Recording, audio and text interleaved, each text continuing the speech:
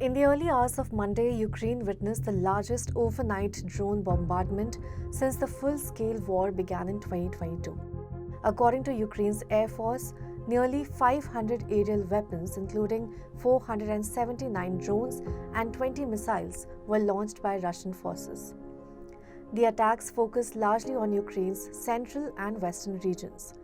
Ukraine's air defenses say they intercepted most of them, 277 drones and 19 missiles destroyed. Still, at least 10 managed to get through. In Kyiv, explosions lit up the night sky. 7 districts were affected. Fires broke out. 4 people were hospitalized. In Odesa, a maternity ward and an emergency medical facility were hit. 2 people were killed. The Ukrainian government has called these attacks deliberate and demanded tougher sanctions on Russia. Ukraine's foreign minister called the assault state terror, pushing for more Western military aid, particularly air defense systems. But why is the region witnessing an escalation amid peace talks?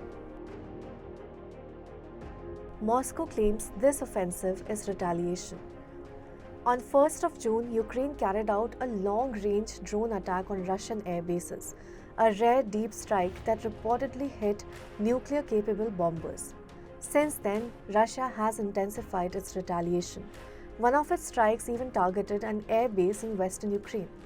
Now, there are also reports that Ukraine struck 2 Russian fighter jets inside Russian territory, though Moscow has denied any damage.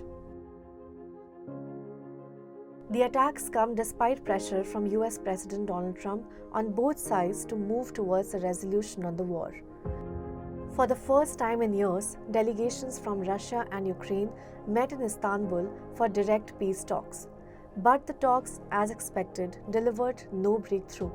The only agreement so far, the exchange of prisoners and bodies.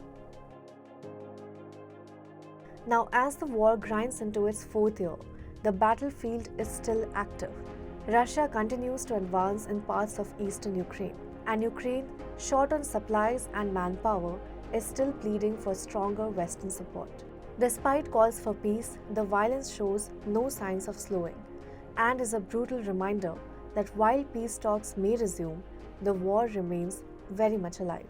We'll continue bringing you stories that matter, so don't forget to subscribe to Business Standard.